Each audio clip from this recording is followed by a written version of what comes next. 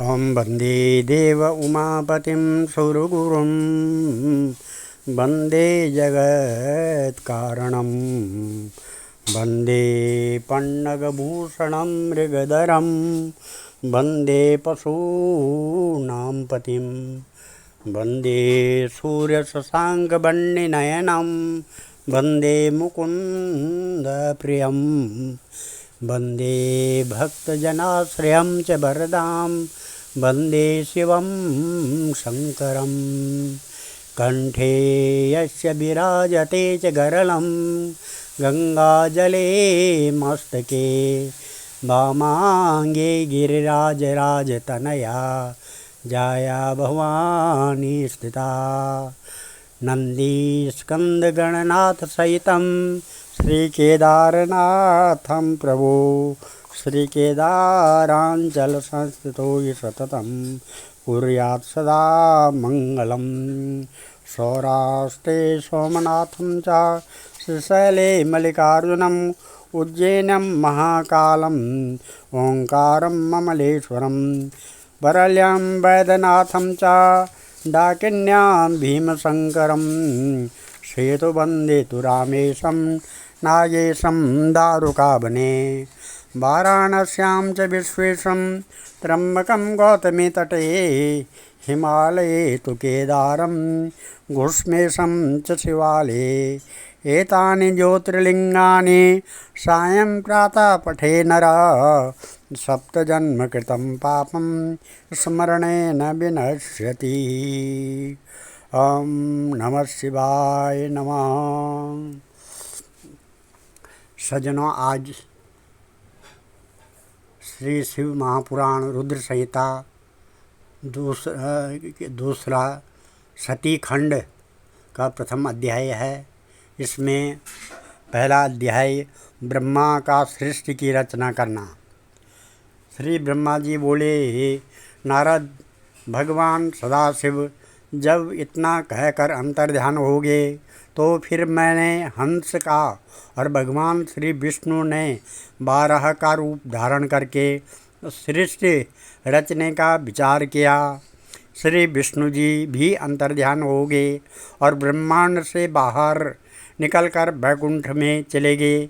उनके जाने के पश्चात सबसे पहले मैंने भगवान सदाशिव और श्री विष्णु का ध्यान करके जल का निर्माण किया।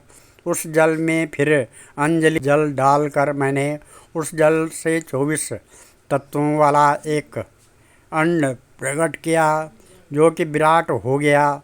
उसके विराट होने से मेरे मन में संशय उत्पन्न हुआ। मैं 12 वर्ष तक तप करता रहा। इस तप में मैंने केवल भगवान विष्णु का ध्यान किया। 12 वर्ष के पश्चात भगवान विष्णु ने प्रसन्न होकर मुझको साक्षात दर्शन देकर कहा, ब्रह्मा, वर मांगो, श्री सदाशिव की कृपा से सब कुछ दे सकता हूँ। इस पर मैंने उनसे कहा, प्रभु, जो कुछ भगवान श्री सदाशिव का आदेश है वही मैं आपसे मांगूंगा। निवेदन है कि यह जो 24 तत्वों वाला अंड है, यह जड़ दिखाई देता है। आप इसको चेतना प्रदान कीजिए। मेरी इस प्रार्थना पर भगवान श्री विष्णु उस अंड में प्रविष्ट हो गए। उनके अंड में प्रविष्ट करने के पश्चात उसमें से हजारों सिर, नेत्र और चरण सहित अंग निकले और उन्होंने समस्त पृथ्वी को घेर लिया। भगवान श्री विष्णु 7 लोकों के अधिपति हो गए। भगवान सदाशिव ने उनको कभी कष्ट न होने वाले कैलाश पर स्थान दिया। अब मैं सृष्टि रचने लगा। पहले पाप सृष्टि उत्पन्न हुई, जिसमें कि अविद्या और तम की प्रधानता थी। उससे मैंने स्थावरों की रचना की। इसके पश्चात मैंने मनुष्यों की सृष्टि की। रचना के लिए भगवान शंकर का ध्यान किया। इसके पश्चात तिरछे चलने वाले जीव उत्पन्न हुए। जब उनसे मुझे संतोष की प्राप्ति न हुई तो मैंने देवताओं की सृष्टि की। परंतु इससे भी कार्य सिद्ध न हुआ। अतः मैंने भगवान सदाशिव की आज्ञा से रजोगुणी मनुष्यों को उत्पन्न किया। जब 5 प्रकार की सृष्टि होगी तो फिर मैंने सर्गों की रचना की। तब महासर्ग, सूक्ष्म भौतिक सर्ग और तीसरा वैकारिक सर्ग उत्पन्न हुए। फिर 8 प्रकार की सृष्टि वैकारिक सर्ग से उत्पन्न हुई। वैकारिक सर्ग से 9वां कुमार उत्पन्न हुआ।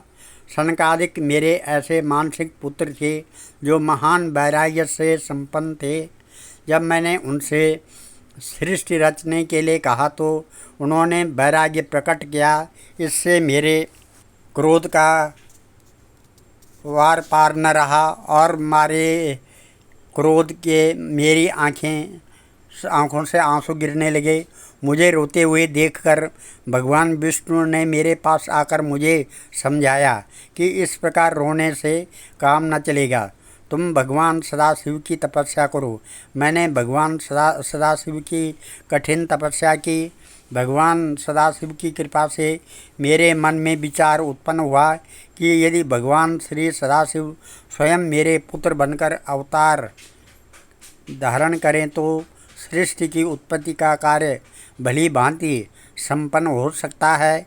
यह विचार करके मैंने तप किया, जिसका परिणाम यह हुआ कि भगवान शंकर जी मेरी भुवों के मध्य से प्रकट हुए। उनके मस्तक में गंगा की धारा तथा जटाएं शोभा पा रही थी। भाल में त्रिपुंड धारण किए हुए थे। उनके 5 मुख 4 हाथ थे। अब हम ये शिव पुराण की रुद्र संहिता का दूसरे का सती खंड का दूसरा अध्याय पढ़ रहे हैं। शंकर जी का कुपुत्रों को उत्पन्न करना तथा सुपुत्रों को उत्पन्न करने के लिए ब्रह्मा को कहना। ब्रह्मा जी बोले, नारद, भगवान सदाशिव के उस रूप ने जिसको कि मैं माया के वश होकर अपना पुत्र समझ रहा था, मेरे पास आकर कहा, आज्ञा दीजिए, मैं आपकी तथा वेद की आज्ञानुसार कार्य करने के लिए तैयार हूँ। भगवान शंकर जी के यह वचन सुनकर मैं अत्यंत प्रसन्न हुआ। मेरी आज्ञानुसार भगवान शंकर जी ने भूत, प्रेत, पिशाच, कुष्मांड, बेताल तथा ब्रह्म राक्षसों को उत्पन्न किया, जिनको देखकर मुझे बड़ा आश्चर्य हुआ और मैंने उनसे कहा कि इन कुपुत्रों को तुम अभी नष्ट कर दो और श्रेष्ठ पुत्रों को उत्पन्न करो। मेरी बात सुनकर भगवान श्री सदाशिव ने कहा, नहीं, मैं ऐसी सृष्टि उत्पन्न नहीं करूँगा कि जिसको मरना जीना पड़े। उनको आप स्वयं ही उत्पन्न कीजिए। उनमें से जो प्राणी चिंताओं को त्याग कर परम आनंद में मग्न होंगे, उनको मैं मोक्ष प्रदान करूँगा। इस प्रकार कहकर श्री शंकर जी ने अपनी माया को खींच लिया। तब मुझे ज्ञान हुआ और फिर मैंने नतमस्तक होकर उनको प्रणाम किया। उन्होंने उठकर मुझे अपने कंठ से लगाया। उसी समय सनक आदि ने आकर उनको प्रणाम किया और स्तुति करने लगे। भगवान सदाशिव ने मुझे सद्बुद्धि प्रदान की और इसके पश्चात नील लोहित भगवान शंकर अंतर्ध्यान हो गए। बोलो शंकर भगवान की जय।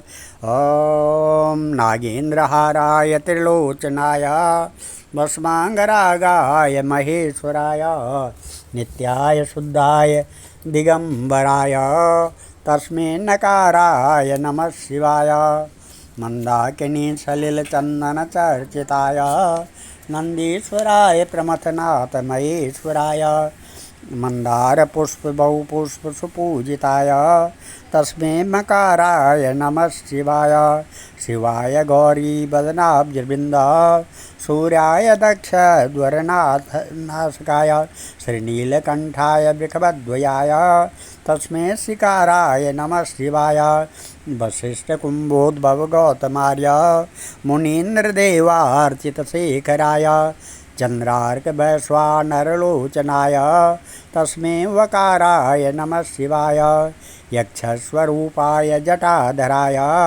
पिनाकहस्ताय सनातनाय दिव्याय देवाय दिगंबराय तस्मै यकाराय नमः शिवाय। पंचाक्षरमिदं पुण्यं यः पठेत् शिवसन्निधौ शिवलोकं वाप्नोति शिवेन स मोदते।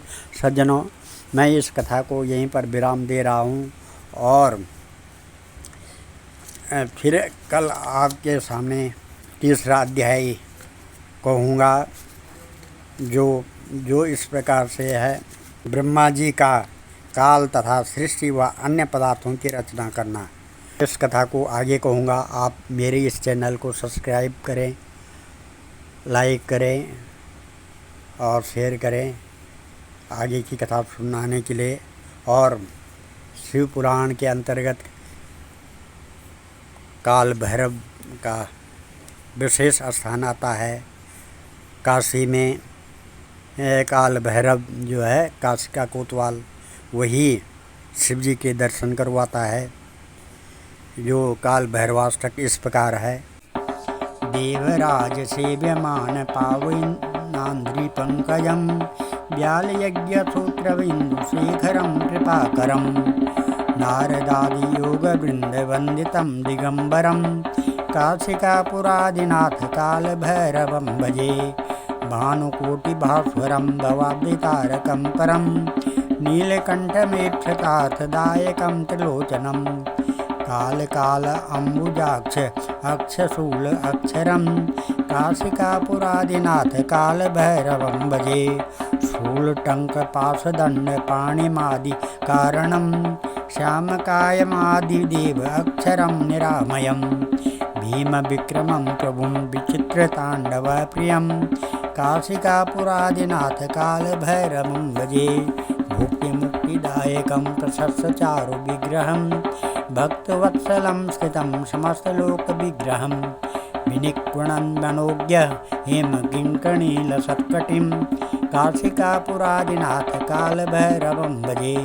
धर्मसेतुपालकं त्वधर्ममार्गनाशकं कर्मपाशमोचकं सुशर्मदायकं विभुं स्वर्णवर्णशेषपाशशोभिताङ्गमण्डलं काशिकापुरादिनाथ काल भैरवं भजे।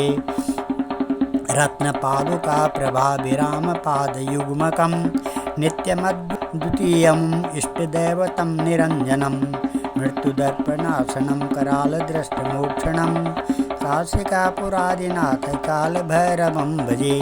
अट्टहास भिन्न पद्मजाण्डकोश संततिं दृष्टिपात नष्ट पाप जाल उग्रशासनम् अष्टसिद्धिदायकं कपालमालिकन्धरं काशिकापुरादिनाथ काल भैरवं भजे। भूतसंगनायकं विशालकीर्तिदायकं काशीवासलोकपुण्यपापशोधकं विभुं नीतिमार्गकोविदं पुरातनं जगत्पतिं काशिकापुरादिनाथ काल भैरवं भजे। काल भैरवाष्टकं पठन्ति ये मनोहरं ज्ञानमुक्तिसाधनं विचित्रपुण्यवर्धनं शोकमोहदैत्यलोभकोपतापनाशनं प्रयान्ति काल भैरवान्द्रि सन्निधिं नरा ध्रुवम्। ॐ नमः। सर्वे भवन्तु सुखिनः, सर्वे सन्तु निरामया, सर्वे भद्राणि पश्यन्तु, मा कश्चित् दुःखभाग् भवेत्। धन्यवाद।